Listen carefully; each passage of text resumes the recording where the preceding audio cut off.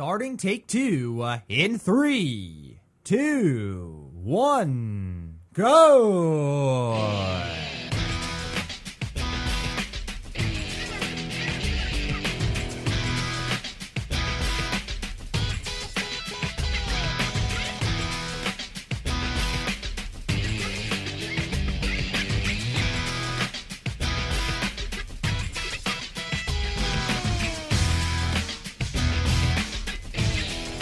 Well, hey there, folks. Welcome to Take Two right here on Yeah, You Got It, the Voices on the Net Network. Ronnie and I are back. We're back for yet another episode of the show, and very, very happy to be here. Glad to be here. Hey, Ronnie, how are you? I'm doing good. I'm just crossing my fingers that I don't sneeze during the show. Good. Well, I'm doing well, and I just have to say that we actually took a few episodes and we talked about the doomsday predictions and so forth, and Harold Camping's Family Radio Network, and how he has made predictions, has been wrong, and, well, we're going to go more into this here. We were talking about personal responsibility by those that follow this guy, and there's one person whose aunt bequeathed $300,000, over $300,000, an entire estate worth to the Family Radio Network. Now, she's clearly upset about this, but is there really much she can do? We're going to talk about this situation, the inheritance, and really how many people go over inheritance wars because they don't know what to do if somebody left. It's very, very crucial when it comes to inheritance. The wording of the obituary, the wording of the will, the wording of the eulogy. So I'm talking about everything that has to do. We're going to go into family inheritance, the war that has to go on with that, with the family that, anybody, you might love each other so much, with all due respect, but when it comes to inheritance, even that can sour the family ties quite a bit. So we're going to talk about that. We're going to talk about this woman that would like that $300,000, but doesn't look like she's going to get it, or is she? So we'll talk about that. It has to do with a doomsday naysayer, Harold Camping, and how he's taken a lot of money for false predictions and so forth, and seems that it's just not ethical. All right, but we're going to get into all of that. Before we do so, we're going to have Ronnie make the episode official. We can't forget about that. But before I get into everything with Ronnie, if all of you tuned in right now would be so kind, would you all please visit www.vonthenet.com. That is right, the Voices on the Net Network's website, where you, the great listeners, will be able to find more information regarding the network. All you need to do is go to the top of the website where you will see an About link. You click it. It will take you to a web page that will provide you everything you need to know pertaining to the network in thorough detail. A great web page for those of you that are new to the network. Rather than me explain what the network's all about, that page will give you everything you need to know. So check it out. Also, podcasts of any of the episodes from any of the shows, and they're all available on demand for and at your very own convenience. And you can check everything out by going to the following website, www.vonthenet.com. So, Ronnie, we are clearly almost halfway to the next mini milestone, but we're not quite there yet. But you reach into that envelope, pull out the sheet, check out what episode number it is. You do that at the beginning of every episode. So why don't you do that for us right now, please? Okay, we are now episode 274. There you go, episode number 274. It is now official. So what's going on, Ronnie? How are you over there? Everything going okay. all right? Do I sound backed up? Do you sound backed up? A little bit, yeah. You have allergy problems. We know that.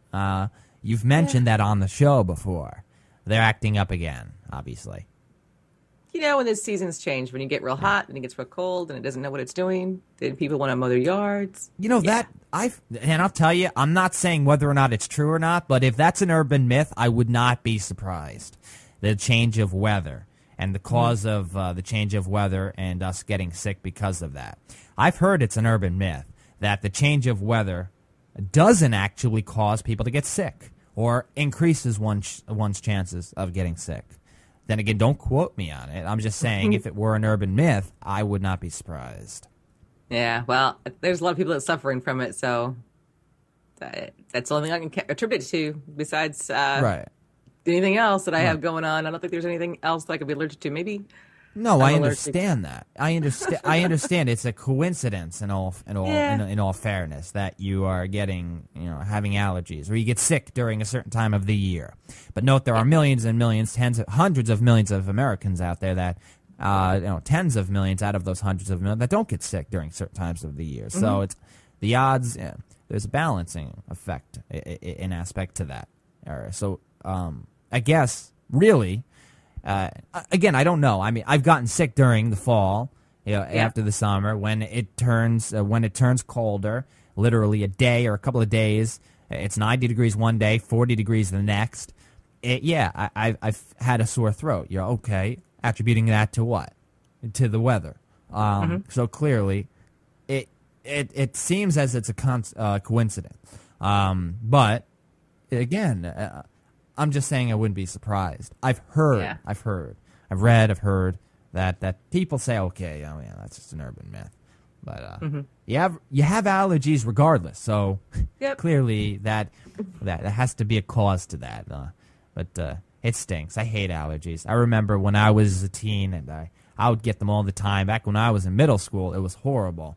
I was on Zyrtec and so forth, and it just was horrible. Having to carry a box of tissues everywhere I go, and in school especially. You don't want to bother the class. It's annoying. It's a nuisance. Yeah, I didn't have a problem when I lived in New Jersey. I just developed it when I moved to Nebraska. So, oh, really? So, see, now I don't, again, coincidence maybe? State by state, different states would maybe cause you to have worse allergies than others. Who knows? It depends how the air. It depends. It depends what's in the air. That's what it is. Nobody's going to dispute that fact. What's in the air, pollen and so forth, has to do with allergies. That's not an urban myth. What you're breathing in clearly has to do with whether or not your nose is going to drip or so forth. That's true. Maybe I'm allergic to country life. I don't know. Yeah, well, Ronnie, like to check in. We like to check up on you and so forth. And, it's not fun having allergies. So we hope you, of course, feel better. Doomsday naysayer Harold Camping, Ronnie. And we've talked about this guy. Of course, we went through a couple of failed predictions where the end of the world was apparently going to happen or occur. Did not, clearly. We're still here. We're talking. We're speaking. We're here. But, I think it's more than simply the failed predictions. We're here. We're safe. We're fine. But there are a lot of people out there that are probably suffering long-term effects because of their following to this man in terms of their financials, their personal belongings. It's the case for one woman whose aunt was a very avid follower to this guy, and she passed away, and you would think she would leave. You would think she would bequeath her inheritance to her family. You would think. You would think. That's not the case. No. She bequeathed her entire estate, worth over $300,000, to Harold Camping's family radio network. Now, the woman's wondering, what's she going to do? Her name's Eileen Huewetter, and she was shocked to find out that her aunt left the majority of her estate to family radio. She's, I think, going to get about $25,000, I think. That's about it. Well, I'd rather have the $300,000 plus, personally, especially if it's going to him or them. Ronnie, we talked about personal responsibility and so forth, that everybody can control their own destiny in terms of their personal belongings, financials, and so forth. Clearly, if the end of the world is upon us, well, we can only do so much. We don't have as much control over that. We have control over ourselves, though. So, does this breach that line? We talked about the personal responsibility. Does this breach that line that, listen, this woman has a right to obtain what is rightfully hers, or maybe it's not rightfully hers. after all, her aunt did leave the money to this guy. So where does it stand here? I want to hear you know a bit about law. There's a state litigation. I know that. I know families go through that all the time. But where does she lie? Does she have any chance whatsoever to get this money back? I think she does, because she's still under the probate issues here, because a year has not surpassed. That's when people can go and contest it. They have up to a year once the will has been established. Now, what she needs to do, in my opinion, because her aunt was elderly, 80 years old, therefore you wonder what the frame of mind was, because this guy, like many before him and many more to come, appear to be more of a scam artist. They instill fear in people, and we know that in this country, who is the number one age criteria that people will stalk and use? Fear. They don't have to put a gun to their head or anything. It's just fear, and that's to the elderly. She can bring that case all the way full board. I'm not sure why no one wants to take that case. I mean, the attorneys on the defense side are going to, automatically going to come in and say, well, she gave it of her own free will. But then you have to figure out, if you are under fear that the world is going to end and you're going to do this and you're supporting a cult member, which we know him to be, then was that actually a free will under her aunt's discretion? That should be addressed to the courts. The problem is with this is that the woman, the niece, had no idea who this guy was until she saw him on television. Then she realized, oh my God, that's where my aunt put the money at. So how many other people has he duped? We know that people got rid of their houses. We know people quit their jobs because of him. Now, is that gullibility? Yeah, that plays a really good role. But then you have to figure out, how much, people can be brainwashed into believing anything if they are missing something in their life. These people are obviously missing something, or else he would not have had the ability, or he's a really good talker, to talk these people into, compared to the rest of the world, that the world was coming to an end. Right. Makes you wonder what their frame of mind was at the time. In this issue, I'm concerned because her aunt was elderly. I don't know what the circumstances are under the church. We know that they are supposed to be, quote, tax exempt. Right. But he's using fear for people to donate money, especially when it comes time for the end of the world, which we know did not occur. And this is I all think in going. that instance, she could take him to court. This is all going to hold up in a courtroom too. All of this, because I know when it comes to inheritance, regardless of whether it's faith related, whether it's fear related, whether it's sibling related, whether it's whatever related, it holds up in court. Listen, the courtroom decides who gets what based on somebody's wording in a eulogy, somebody's wording in the obituary, whether or not somebody in the family is talking to somebody, whether they're not talking to somebody. They decide on inheritance fights based on the smallest factors. The most meticulous factors. I know. Well, I don't know. I'm just saying I know because I've read a bunch of articles, and there's a book. There's actually a good book that goes into inheritance fights and winning inheritance battles and so forth. It's called The Family War. The Family War: Winning the Inheritance Battle, and it is a brilliant book. Or so I've heard. I've read about 15 pages of it. I was walking around in a Barnes & Noble, and I saw it, and I read about 15 pages of it just to check it out. I didn't buy it. I should. I believe it's by Les Kotzer, and what he did was he focused on this because of how many families actually have trouble with inheritance fights. They really do. They're family members. They love each other. So they thought. So money's involved. Once money's involved, even if you love each other so much, money can get in the way of love. It really can, and it's that powerful. But in this case, we're not even talking about family here. We're talking about another bloodline. Harold Camping's not related to this woman, and she's losing over $300,000 of money that belonged to her aunt. It's crazy, or is it so crazy? But thanks to a state litigation, she might be able to get this money back because first off, this guy, one could argue that this guy is a nutcase. I'm not going to say whether he's a nutcase or not, but one could argue that Harold Camping is simply a nutcase with what he's doing. Whether you believe in what he believes in or not, that's up to you. But he has failed his predictions numerous times, and he's about to fail it for a third time. And it's just, it's getting old now. It's getting old. It's getting to become too much. His 15 minutes of fame, is up. All right, and he's taken a lot of money. He's received over $18 million in donate back in 2009. Over $18 million in donations for something that hasn't occurred.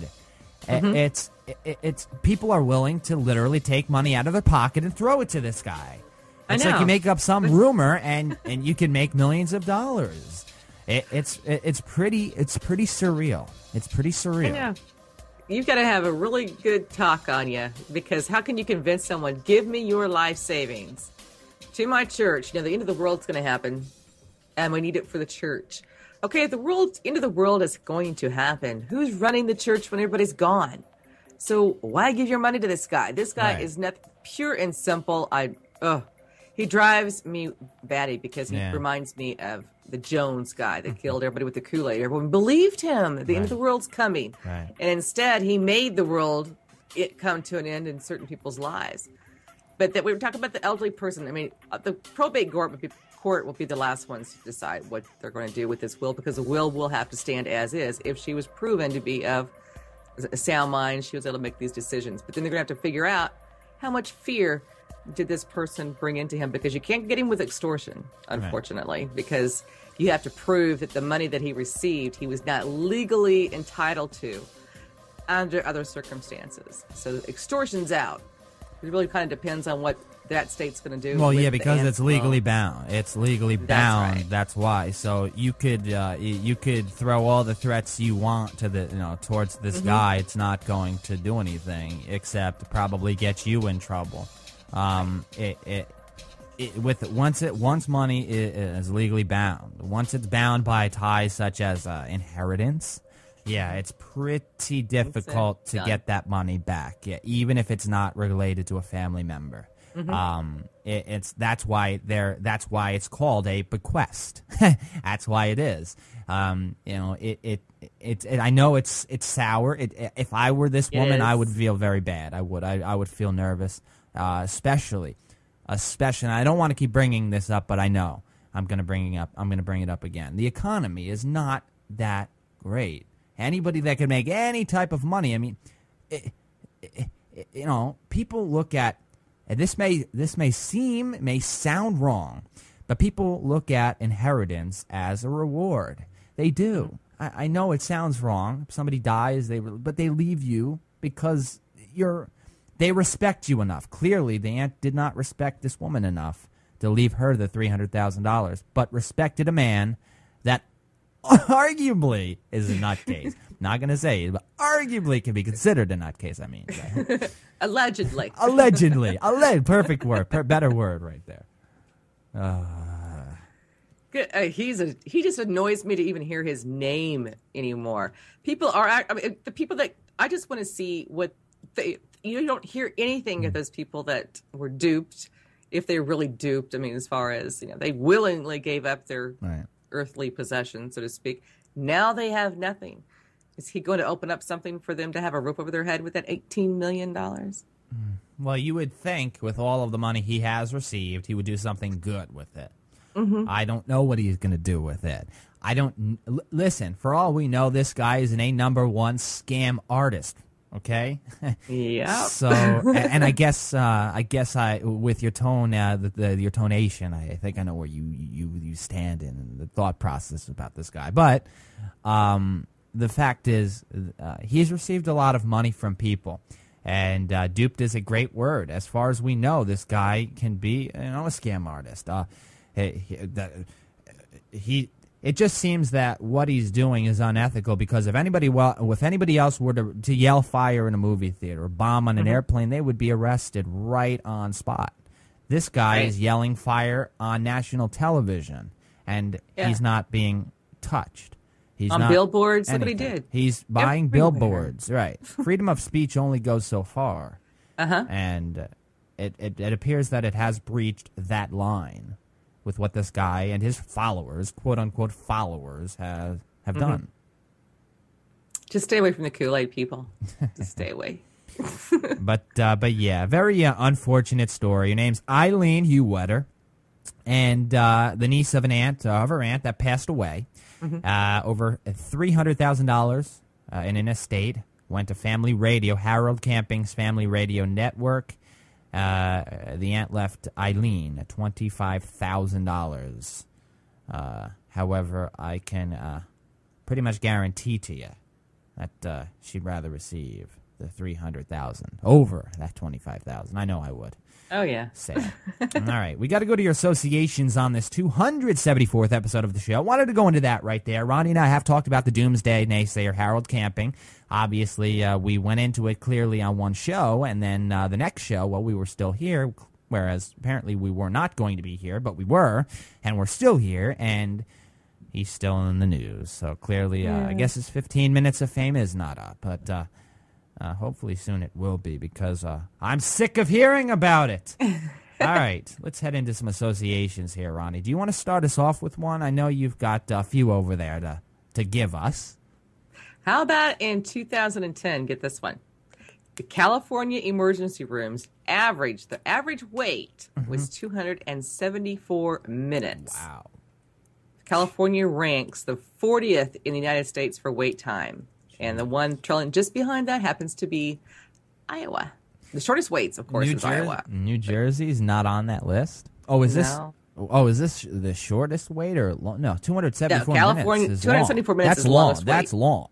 Long. That's the shortest very wait long. is Iowa for 99 minutes. All right. I mean, we're talking about over 4 hours there. Mm-hmm. Yeah. Same here. 2.5 Average hours. wait time here is about 5 hours. That's 2.5 hours. A little over 2.5 hours there. No, 4.5 hours. So 4.5 hours there. I tell you, in New Jersey, I've waited over 6 hours. I've waited over 6 hours to see a doctor. At a hospital. They only have in New one Jersey. on staff. Well, that's changed a bit. I'll tell you, it's changed a bit. The hospital near me. I won't name the hospital. The hospital near me. I live in Summit, so take that for what it's worth. Yeah, it's changed. But waiting 4 hours, waiting 2 hours, waiting 1 hour, waiting a half an hour is way too much. Shouldn't be waiting that long to see a doctor. They should have a better way of handling people that are waiting. You should not have to wait 4.5 hours to see a doctor. No. It's I mean, amazing. there's other provisions they can use, the fast track, whatever, but Right. that's way too long. It's amazing more people don't die waiting in the waiting room to see a doctor. Believe me, people do die in the waiting room waiting for doctors. Oh, yes. I had one die in the VA hospital. Absolutely. In the emergency room. Absolutely. Waiting on the doctor. People think that it doesn't happen. You're right there. You're right at an emergency room. Huh? Don't be so naive. Believe me. Major malpractice suit, by the way, also. But it happens more times than you think. People are sitting there waiting. And believe it or not, people think that the person's sleeping. They don't even know it until the person is dead. And it's scary to even think that, but it's true. It really is. Read it up. Read up about it. Go on to Google right now. Look up how many times people die in an emergency room. You can't even count the amount of times on your hands and your toes, and Right. and multiply that by 10, 20, 30, 40, 50, and more. It happens a lot. It's crazy. All right, I've got an article, or not an article, but an association. Great one, though. Great association, Ronnie. Where it has to do with a bank. We know a bank. We know the bank Wells Fargo, right? Very, very popular bank in the United States of America. I believe it is actually the nation's largest home lender, too. I think it is. Wow. I believe it is. But we do know that there have been declines in the amount of jobs out there. There are so many major corporations downsizing because they need to be able to focus on long-term profitability. And the way they do that is to downsize. Because why, Ronnie? Technology clearly allows companies to do a lot more. They don't need the manpower that they did 5, 10 years, 15 years ago. So they could downsize. Obviously, that means, less jobs, people need jobs to make money, clearly. If technology is going to do all the work, well, that's not helping you, me, or the thousands and thousands out there. So it clearly, or the millions and millions out there. So clearly that's a problem. But Wells Fargo laid off 1,900 people from its mortgage unit alone, 274 of those in the Twin Cities. So out of the 1,900, 274 of those were laid off in the Twin Cities. Quite a large percentage, just sectored in the Twin Cities alone. So a lot of people laid off from the mortgage unit alone at Wells Fargo. Yeah, very few. Look how much foreclosures we have. Yeah, they're not giving money away. It's scary. It is scary because money's important. It is. Mm-hmm. Money's important. You need money to live. And when you don't have money, it is frightening. It is frightening, especially when you're at that brink right there, that brink of losing your house. You brought up foreclosure. Where do you go? You don't have family? What do you do? Yeah. You're on the street. One day you're living in your house, drinking a cup of water out of your refrigerator. The next you're on the street trying to search for a cup of water. It's scary. It is frightening. All right, what do you have? You have another association over there, Ronnie?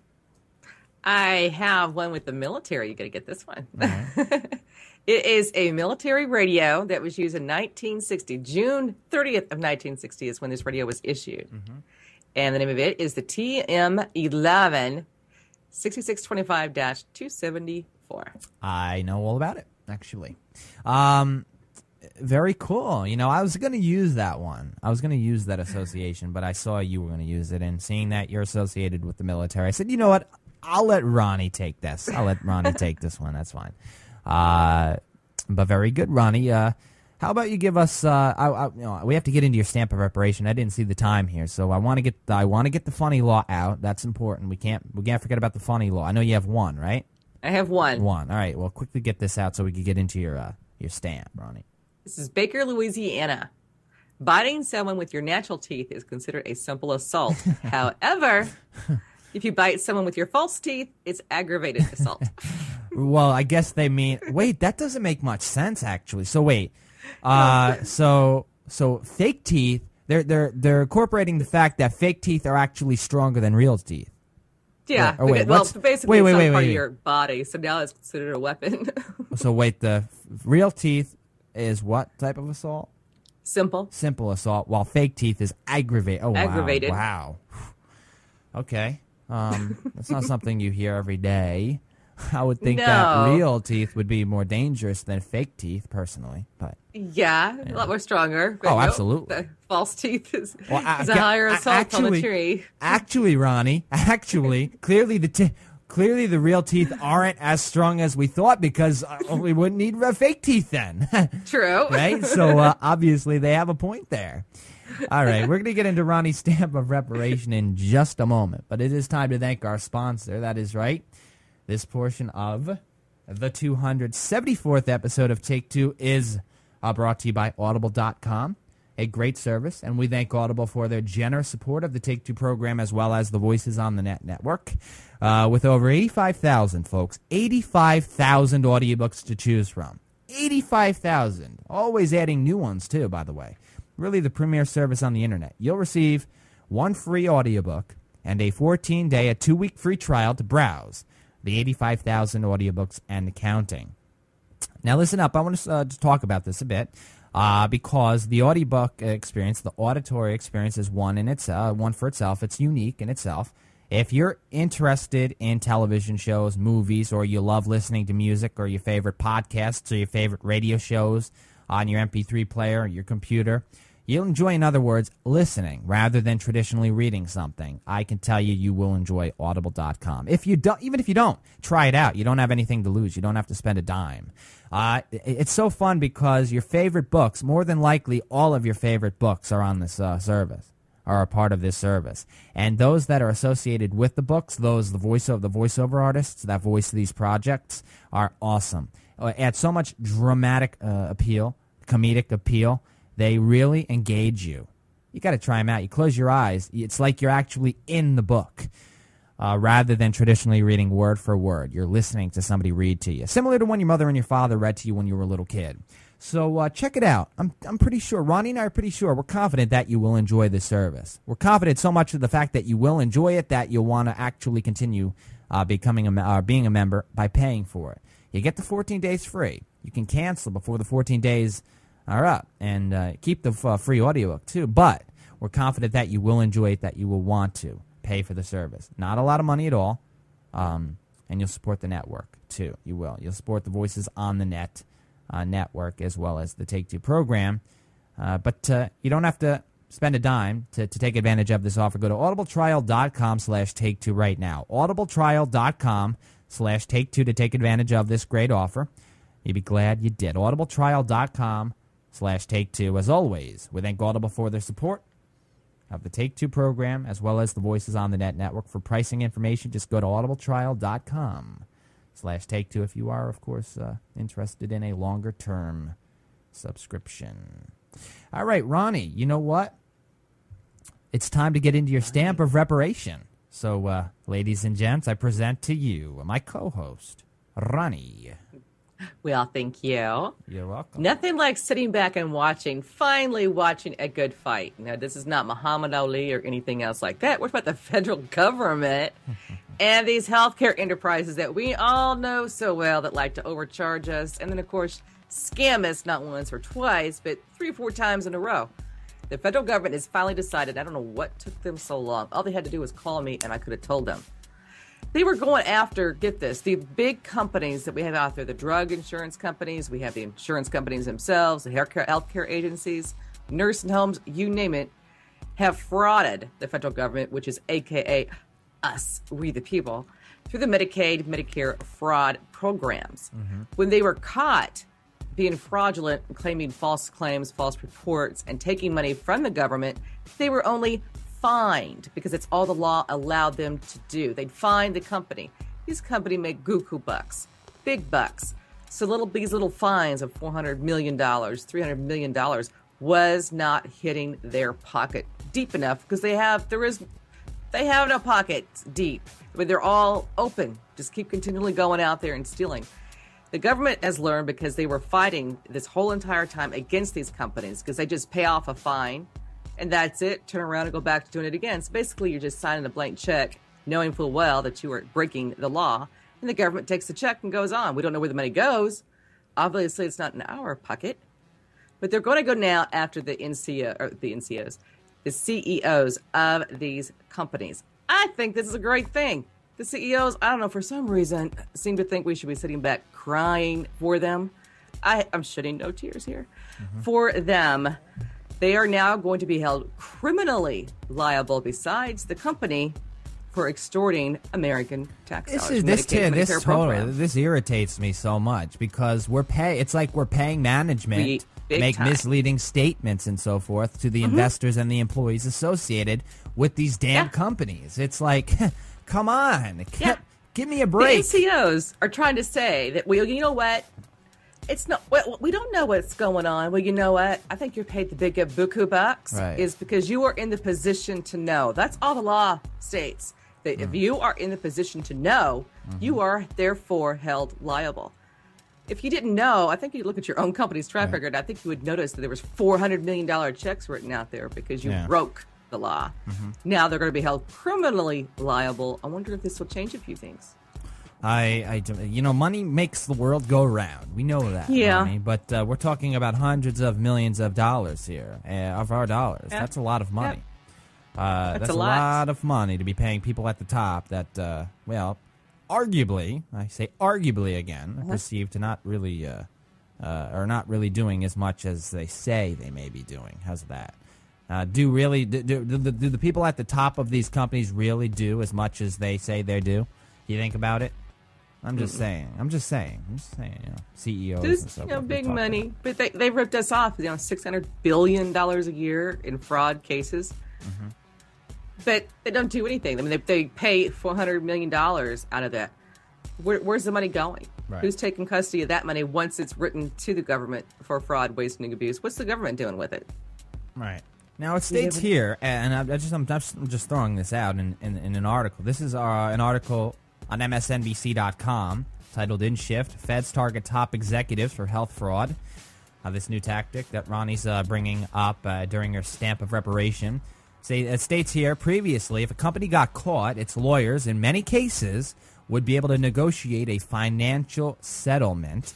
Now, the company would write the government a check for a number followed by lots and lots of zeros and promise not to break the rules again. Yeah, I guess the promise is in stone, huh? Often the cost would just get passed on to customers. Well, whatever happened to that? What happened to that? What's the case now? Why isn't that still the case? I mean, maybe they should just pinky swear the next time. Yeah. Well, if they're taking that promise to the bank, I guess they might as well take the pinky swear to the bank. It might be just as valuable, I guess. Money makes the world go round. I say it again. It really does. Yeah. And this is money with lots and lots of zeros. Wow. It's a lot of money there. Well, thank you, Ronnie. I know a church they can go to. Yeah, we do. Self-explanatory. Those of you that tuned in earlier or have been tuned in know exactly what Ronnie's talking about there. All right, we do have to go to the break on this 274th episode of the show right here on the Voices on the Net network. We have a lot coming up, though. We really do. You're not going to want to go anywhere, folks. We're going to be going into, Ronnie and I, technology versus the human brain. Yeah. Is tech having detrimental effects on our brains? Yeah, we've touched on this subject before. You remember the New York Times article that Ronnie and I went into that was titled Attached to Technology and Paying a Price? Well, we're going to actually base what we're going to be talking about in the second segment off of that article, plus another one off of themarknews.com, a very, very good article. We're going to be talking about technology versus the brain, how the digital world is impacting our brains. Or is it impacting our brains in a negative manner? Or are we benefiting from the digital age? Clearly, things change. We evolve. We evolve as life goes on. So we're going to talk about this. We're going to have some fun with this one. You know how Ronnie and I like to be quite analytical. We like to go into psychology, psychological stories, and so forth. We'll talk about that, as well as PayPal co-founder Peter Thiel. Yeah, get this, folks. He's offered 24 college-age students $100,000 to drop out of college. I could tell you, those of you listening that are parents are saying, yeah, we're going to talk about this tactic that Peter Thiel has engaged in. And should those of us that are in college, should we be worried that we've wasted money on college? We're going to talk about that, as well as your blast from the past coming up at the end of the program. Don't go anywhere. Ronnie and I have so much coming up. Why would you want to go anywhere with all of this entertainment here? We're back right after the break.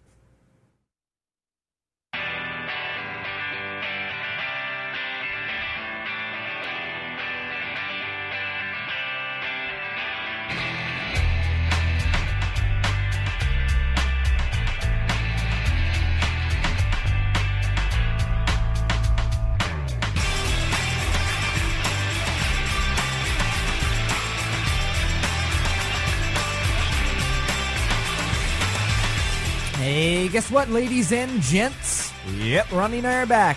Yeah, for this 274th episode of Take Two, right here on the Voices on the Net Network. Appreciate having all of you tuned into the program. It is great to see you all. Hope you're enjoying the program. We've got a lot more coming up, so you're not going to want to go anywhere. As a matter of fact, there's so much coming up. Tell your friends, tell your family members to tune in now. That's how much is coming up. Yeah, you want to stay tuned. But before we get into everything, Ronnie and I would be very appreciative if all of you would please visit www.theonthenet.com. That is right, the Voices on the Net network website, where you, the great listeners, will be able to find more information regarding the network. All you need to do is go up to the top of the website. You'll see an About link. You click that About link, which will take you to a web page providing you everything you need to know pertaining to the network and in thorough detail. Great web page for those of you that are new to the network and you'd like to find out more about it, what it's all about. That page is perfect for you, rather than me explaining it to you all the time, or Ronnie explaining it to you all the time. You can also check out podcasts of any of the episodes from any of the shows, and they're all available on demand format, your very own convenience. And, you can check everything out by going to www.theonthenet.com. www.vonthenet.com. Well, welcome back, Ronnie, to the show. Well, thank you, JJ. You too. See, lucky day, we're both back. We're both back, yes. And we've got a lot to talk about, and I'm looking forward to what we have to go into. Yeah, we're going to talk about PayPal co-founder Peter Thiel. He offered 24 students. As a matter of fact, it was originally 20. He couldn't choose between the 20 because there were more than 20. So he chose 24 students, college-age students. He gave them $100,000 apiece, $2.4 million total here, to go out, be innovative, use your noggins, and engage in business ventures and so forth. We're going to talk about that later on. But what we're going to be going into right now are human brains. How have they been affected by technology? We've actually went into this before. Numerous times we've touched on this subject and how the internet has affected our brain, how has it changed our thinking processes, how we learn, how we retain information, how has the internet changed how students learn in school because of the amount of information, the deluge of data that's available to us. Everything, virtually everything is available, of course, at our fingertips, but it's there for us to research. But are there negative impacts on our brains? A very interesting article on themarknews.com. themarknews.com by author Susan Greenfield, titled "Technology versus the Brain. Our digital world is having a questionable impact on how we think, learn, and interact with others." The Mark, well, you have recently become vocal about the impact that new technologies are having on our brain and its development. Well, why? We're going to talk about that. I want to hear your opening statements, though, Ronnie, when it comes to technology as a whole, devices as a whole. Remember, it's not just computers anymore. Right. It's gadgets. It's our smartphones. It's our iPads, our tablets. It's our MP3 players. It's everything combined that's having an impact on our minds and how we think as people. Well, what's funny is that, did they have this type of studies going on when the TV was invented? Oh, you wonder. Yeah, that's a good point. You know, every time we have something new that comes out, mainly, right now technology is the thing, everything is going around. And so they tend to want to attack something that we have. This is what we're used to having. This is, I don't know how it's almost to the point they're trying to think that it's dumbing us down. Because we use all of our senses, just not what we see on there. We're using our brain to think or to analyze. I mean, you're not going to go look something up and not figure out where you're going to go. Your brain isn't going to reformat itself and say, oh, well, you're using this technology. Well, therefore, you don't need this part of your brain. I'm no longer going to function. I don't think that that is going to happen much. I don't think technology is affecting our brain as much as they want to think it is. Because we utilize so much of it with everything we do. We still have to go through the thought processes, the critical thinking processes of what we obtain, what we do, if we're playing games, if you're analyzing, if you're researching, all of that.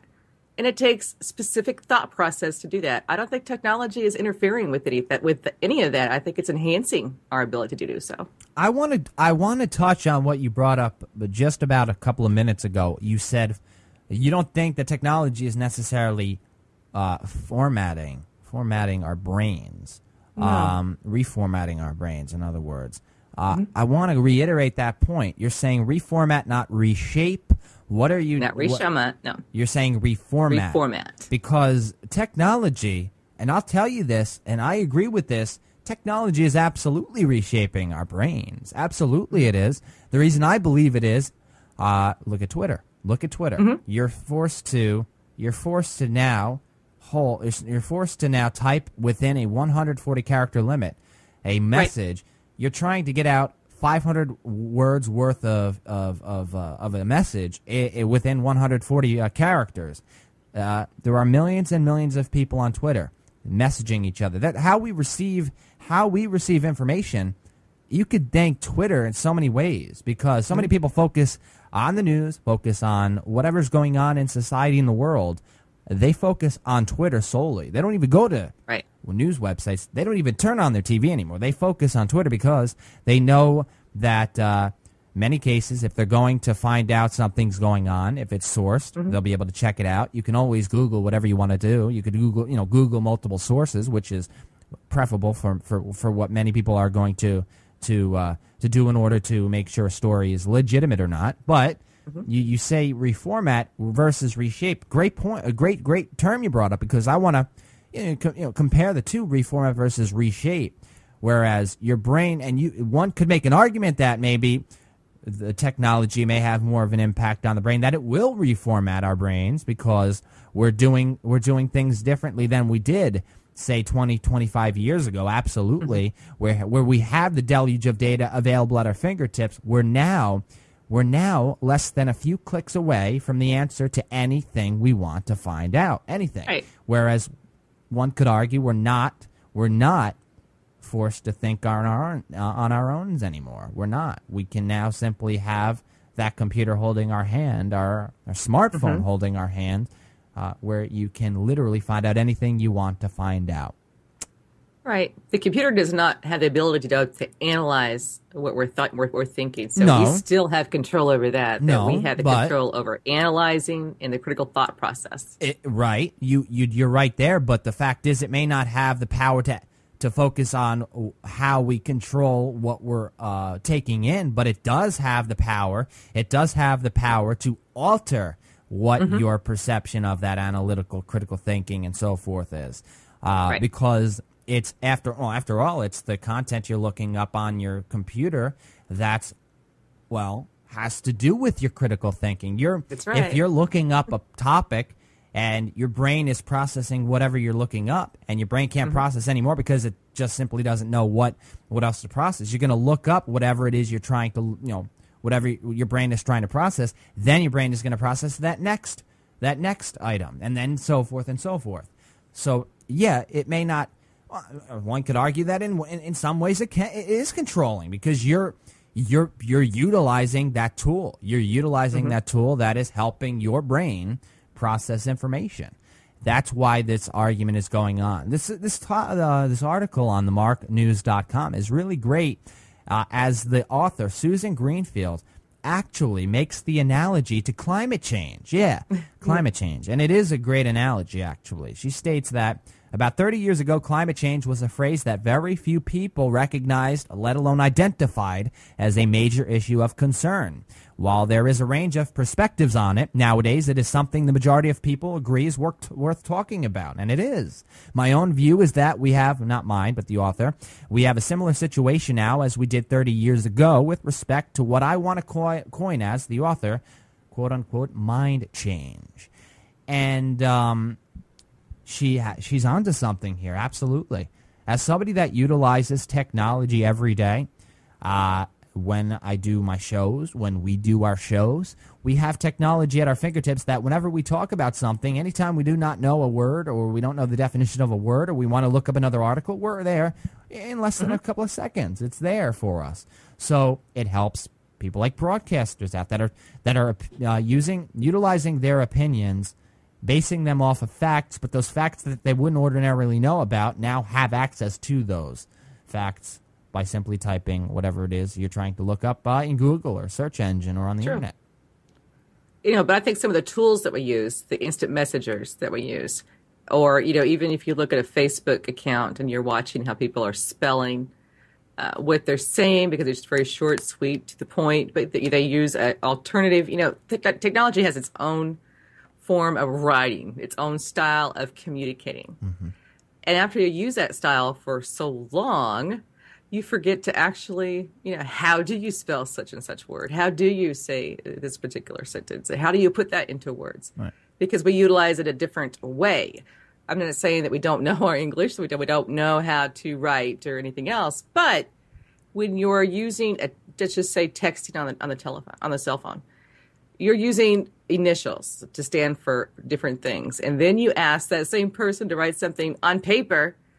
They don't know how to spell it. They're still talking in the techno lingo. I mean, I've seen this on college papers to where they have the LOL involved, or the best friend. All of that is still into their mindset when they're trying to turn from the technology lingo to back to the human element. Right. You kind of wonder whether or not there is, and for some, clearly it is a problem. Clearly it is. There's that fortification between, say, the type of typing you utilize on the internet versus the type of typing you would use in a school paper, that people have literally focused on the type of typing that they use on the internet. They use it so much it becomes second nature to them. Similar to them similar if you were to go back 20 years ago, people that are talking to just another person in town or on the phone or something along, they wouldn't be using, well, clearly it would have been different. Yeah, slang was still the case 20 years ago. People still used slang. You know, they had their own versions of whatever language they were speaking.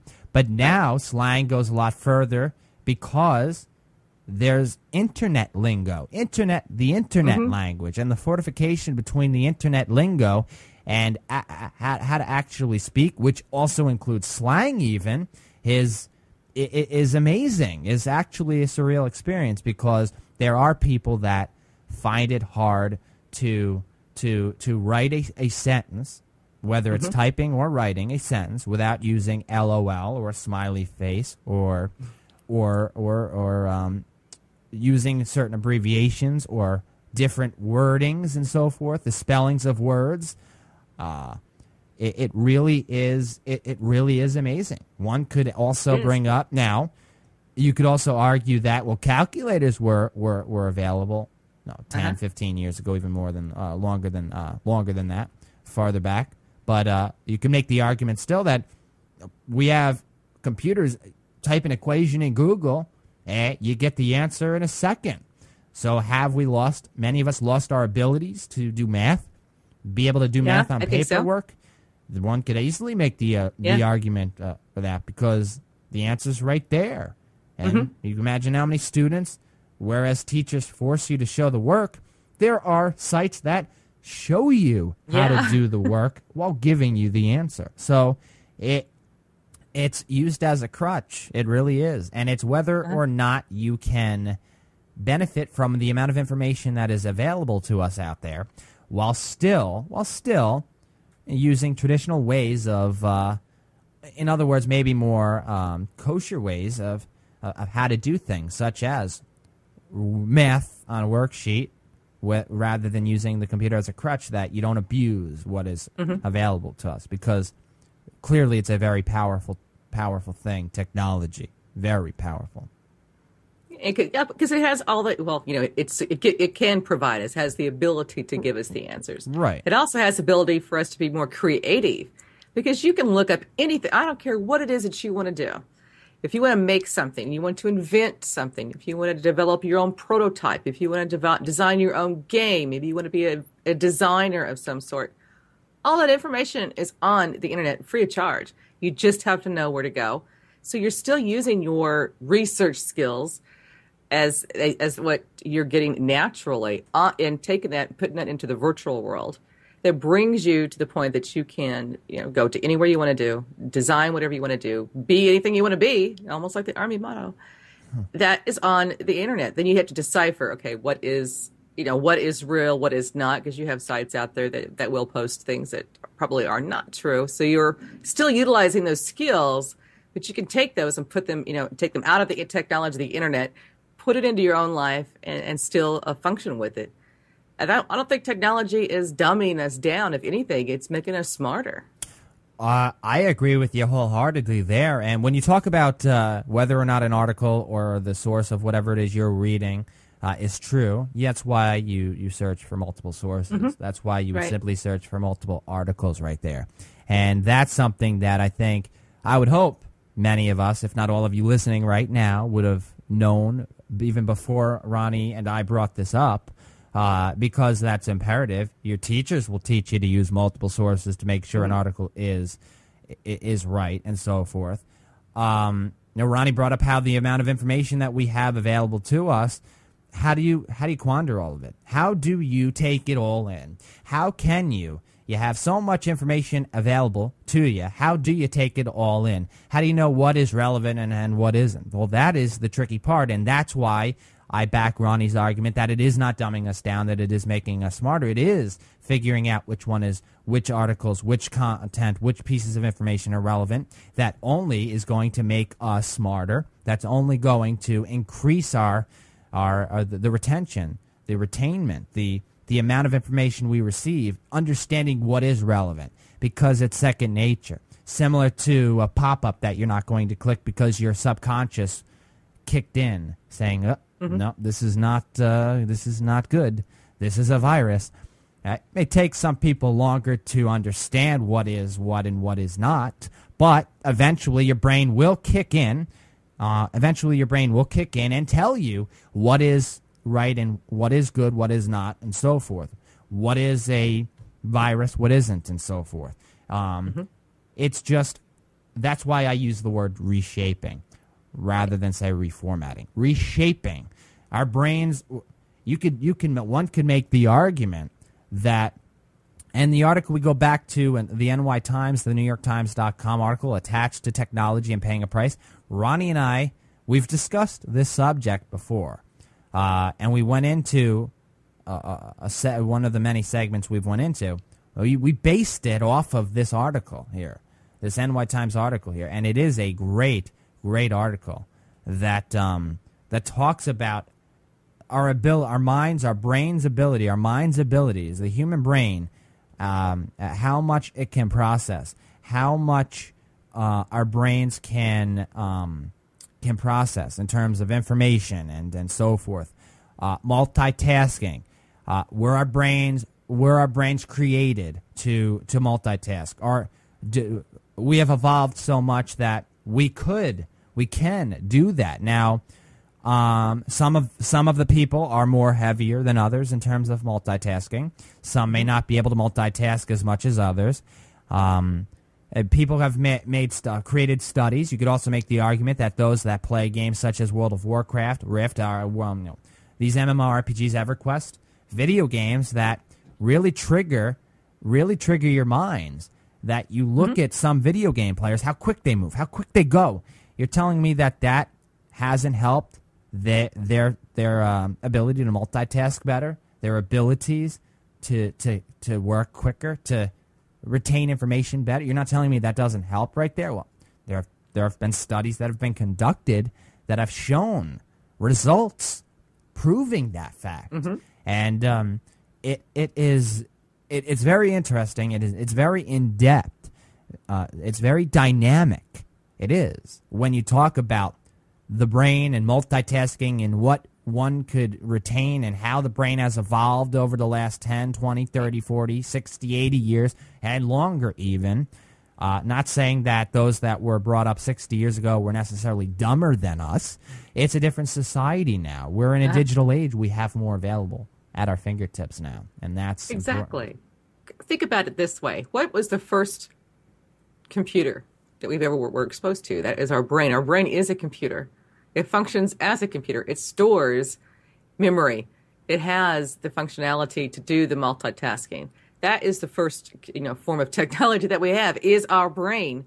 You just have to know how to use it. And some people don't want to use it. They are lackadaisical and don't want to do anything. But your brain is the first computer that you were exposed to. So it's the same thing as the technology on your screen. You just have to learn how to adapt to it. Absolutely. It's all very overwhelming. Clearly, we know that. But those of us that's why those that are brought up that were born into this digital age, that's why there are kids that are 8, 9, 10 years old that can do so much with a computer, and the parents are like, huh? How you doing that? They're brought up in this society. It's second nature. It's life to them. That's how they know life as it is. They don't know anything else. And not knowing anything else, having what you have at your fingertips is pretty powerful. So what you don't know, I think you could live quite well with what you have, because we have just about everything at our fingertips. Yeah, it's just funny. You and I were born in this particular era. We have all the technology and stuff. But then you look back like at my grandpa trying to teach him, after you want to pull your hair out, because you're just trying, he doesn't understand what's going on. My mom had a hard time learning that Right. that system because she wasn't exposed to it like we were, in school. Absolutely. There's plenty of research out there that shows that computer use, or just in general, technology, the use of technology has neurological advantages out there. Yeah, there are going to be studies and there are going to be research articles out there that are going to show the exact opposite, but there's research out there that does show neurological advantages from computer use and so forth. We do have to move on to the next item on the itinerary. Before going into your blast from the past, we're going to be talking about, Ronnie and I are going to be talking about something quite interesting, and we were going to actually talk. I'm glad Ronnie did remind me to go into this because I believe it was either 2 or 3 episodes ago. I actually had this on the itinerary, but we didn't get the chance to go into it, and I totally forgot about this. But Peter Thiel, PayPal co-founder Peter Thiel, is offering 24 college-age students, $100,000 to drop out of college. Pretty shocking to many people, as a matter of fact. But we're going to talk about this before heading into your blast from the past. Before we head into it, I'd like to thank our sponsor. Yeah, that is right, Audible.com. This portion of the 274th episode of Take Two is brought to you by, of course, Audible. And we thank Audible for their support of the Take Two program as well as the Voices on the Net network. Now listen up, folks. You're going to be glad you did because Ronnie and I have one heck of a deal for all of you, and you don't have to spend a single dime. And, of course, we appreciate your support immensely. With over 85,000 audiobooks to choose from, 85,000 audiobooks and counting, Audible is always adding new audiobooks to their service. Really the premier service on the internet. It really is the top of the line, the greatest service out there in terms of audiobooks. Well, Ronnie and I have a great deal where we're going to offer you the chance to browse the 85,000 plus audiobooks. You get a 14-day free trial plus a free book. Yep, a free audiobook to take advantage of this great offer. You're going to want to go to audibletrial.com/take2. Yeah, audibletrial.com/take2 to take advantage of this great offer. The auditory experience is quite something. It really is. When I first listened to my first audiobook, I was hooked. I was hooked right away. And I think Ronnie would attest to that same fact because it's so much more than just a voiceover artist being monotonous, reading word for word a book. It's so much more. It is entertaining. It is engaging. It's similar to watching a movie, watching a television show. It really is. You close your eyes, it's like you're actually in the book. You're in the story. Might as well try it out. You have 14 days to do so, and you get a free audiobook. You take 14 days to search for that one free audiobook. Why not? You'll want to do it. You definitely will not be sorry. And we're confident that you will enjoy it, that after 14 days you want to continue becoming, or you want to continue being a member. You'll have to pay, but for your pricing details, you go to audibletrial.com/take2. Not expensive, it's subscription-based, and you're going to be supporting the network and the Take Two program. We appreciate it. audibletrial.com/take2. I'd be glad you did. As always, we thank Audible for their support of Take Two as well as the Voices on the Net network.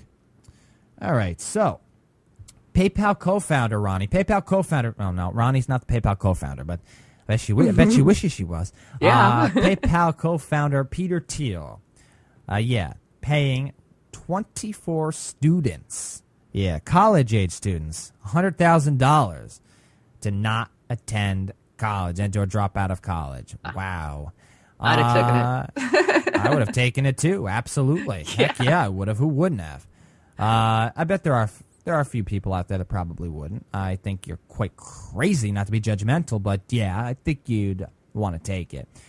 Seeing that you could attend college any time in your life, $100,000 is hard to come by. I take it. We know that Mark Zuckerberg was a college dropout, very successful. We know Bill Gates, college dropout, immensely successful. Well, Peter Thiel looks at these guys, says, with the amount of innovation out there, does a student really need a college education? With the amount of innovation, the amount of people that are not in college, that are still in high school, that are being innovative, that are creating great ideas. So he decided to test it out, test the waters, see where he's going to lead. And that's exactly what he did by choosing 24 students. As a matter of fact, he originally was going to choose 20. And I believe there were 400 or so entrepreneurial-minded applicants that were interested.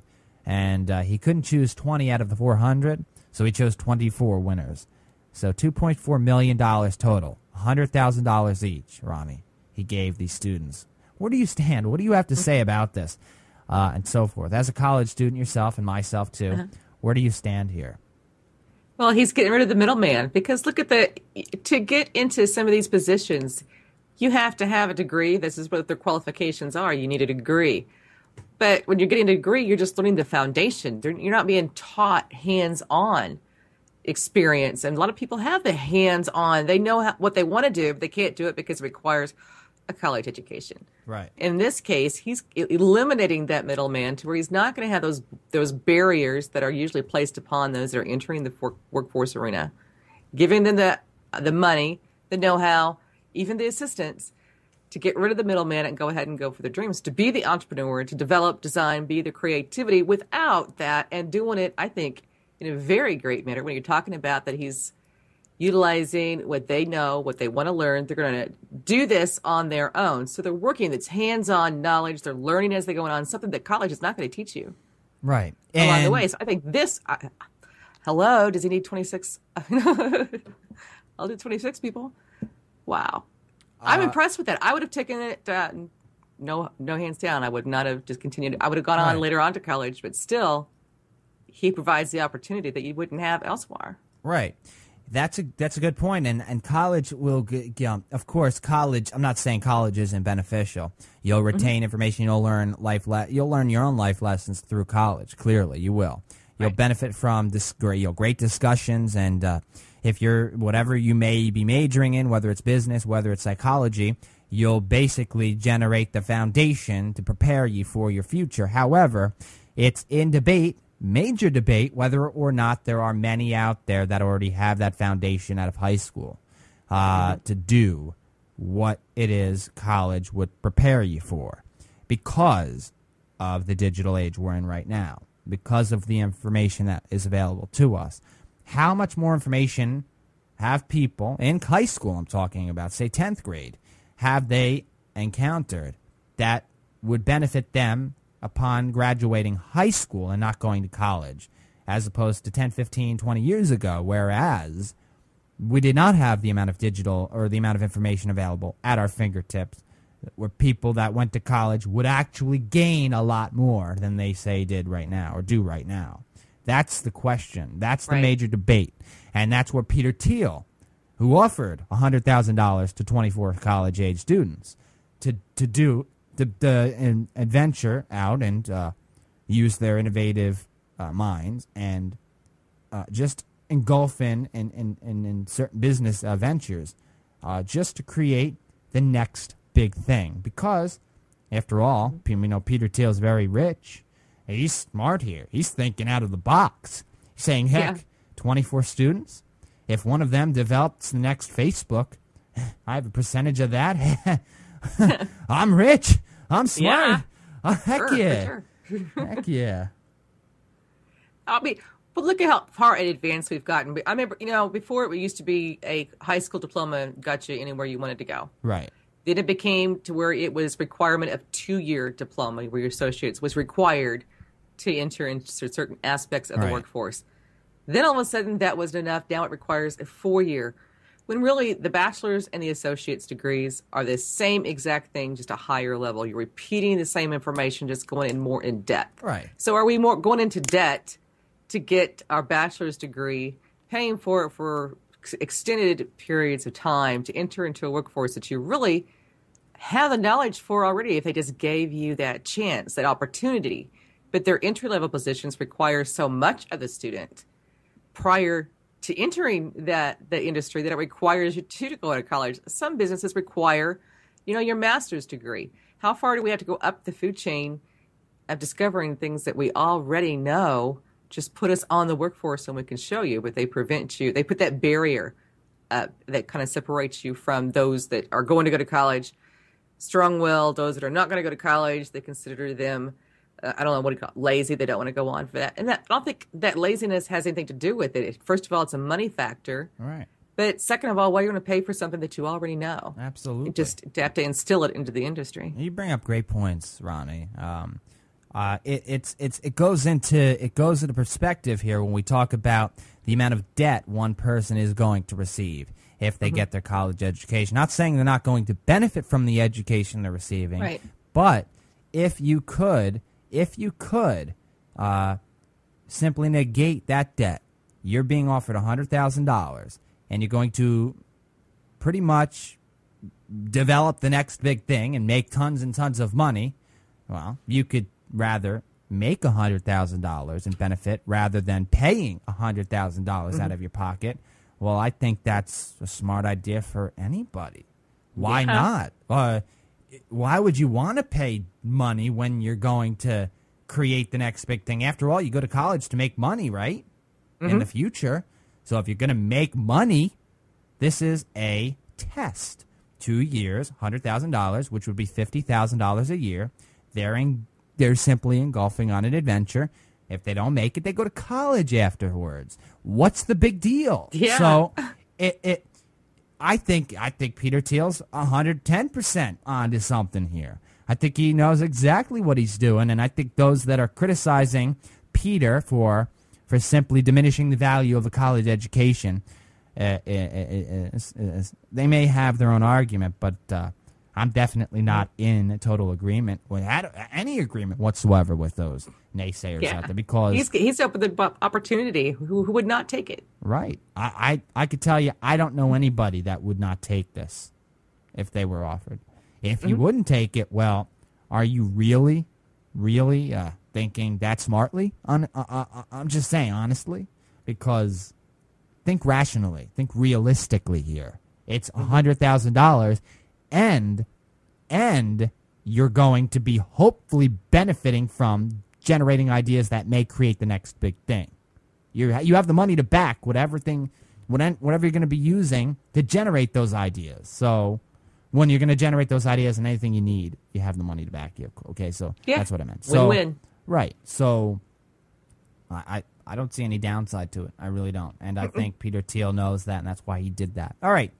We do have to go into your Blast from the Past. That is right, Blast from the Past time on this 274th episode of Take Two. Right here on the Voices on the Net Network. This part of the show, Ronnie and I, we go back in time. Yeah. And we've went into quite a bit on the show. So we have a lot of discussions that, could pop up. The time machine takes us back to one of the many discussions. So, Ronnie, what do you say you and I and everybody tuned in right now, we go back in time? You want to? Yeah, let's go. Yeah, it's time. Yeah, it's that time. All right, folks, for episode number 274, Ronnie and I present to you your Blast from the Past. Everybody in? Come on, everybody in the time machine. Here you go. You're a tough gal, Ronnie, but when somebody comes up to you and assumes you're something because of your name, and you must have hurt a little bit inside. It must have hurt you. That people are stereotyping you because of a name. All because of a name. It seemed like he didn't have a problem with it before. Right. He heard my name. And that if you didn't have heard your name before, maybe he would have asked you for your number, or he would have, whatever, okay, in general. That just because of your name, things change. You could have been, you're a beautiful gal, so your name obviously made him think of one thing and one thing only, and that's transvestites. That's sickening. I don't know how you get that apart from who I am. But you see that this is the name. problem with people with unisex names, though. And that's why I asked you, because you would know. You have a name that is very popular for a guy, although you're a beautiful girl, all right, but beautiful woman. So you have to have a bit of, it's unfortunate, but an unfortunate experience with people that may view you because of that name. And there's nothing wrong with having a unisex name. Nothing. But there are so many people that feel... it was unique. Absolutely. You were given that name. Again, you have no choice in the matter when you're young and you're given a name. Whether you change that name or not, although that is a moniker for you, okay? So why are you going to change it? You should be proud of your name. You should be proud of your moniker. You have no decision when you're born, when your parents give you a name. Your parents are trying to look again, and this is another thing, and I didn't want to get into religion or beliefs or what the parents were thinking, but it is up to the parents to look, they look into the future, and they want the best for their children. They want the best for their kids. So you wonder, well, you don't want to give a guy the name Dick, because how many unfortunate and negative and stereotypical monikers can occur from that? You don't want to give, a name that rhymes with a sexual body part or a sexual a terminology, okay? Do you want to give somebody a unisex name? You know what I mean? And this is the controversy surrounding this. And this poor 12-year-old girl had to deal with being beat up because of it. And I think, do you think, and seeing that you do have a popular guy's name, okay, seeing that you do you think schools should, seeing that there's anti-bullying policies, and this could fall into the anti-bullying or bullying category, do you think they should focus more on maybe this factor, or just embed it into the bullying programs, anti-bullying programs, unisex names, a guy having a girl name, a girl having a guy name, et cetera, et cetera? Yeah, because it seems like it's everything they're doing is they're incorporating things that are causing problems for the kids. And if this is causing a problem, definitely incorporate that. This is a big problem down there, I understand. But, if you look at her name, it's spelled the way a female would spell it. So, they hear the sound of it. The kids got to tease. Kids are very harsh. They have to tease to be accepted. They want to be part of a group, to stand out. And if it means taking somebody down, that's what they're going to do. And unfortunately, this girl just happened to be at the wrong place at the wrong time and was attacked in this matter. If it wasn't her at that particular point in time, it would have been somebody else. Maybe they were wearing something that they didn't like, or they batted their eyes wrong at them, whatever. Right. She just happened to be there, and this happened to be her name, and that she became the point of contact. And you also bring up this, Miranda, a very popular girl's name. Randy is usually a nickname off of that Miranda moniker.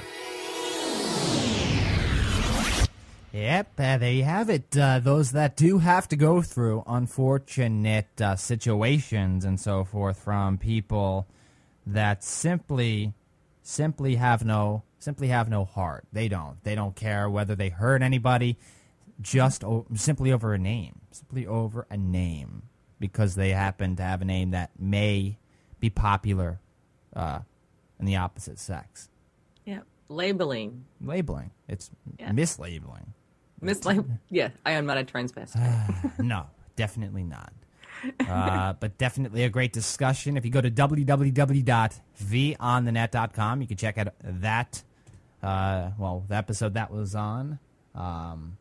Among, any other one. There's plenty of episodes of Take Two and any other show on the network. All right, at the website vonthenet.com. Can't remember quite what episode number that was, but that was way back. It was way back. It was a while back.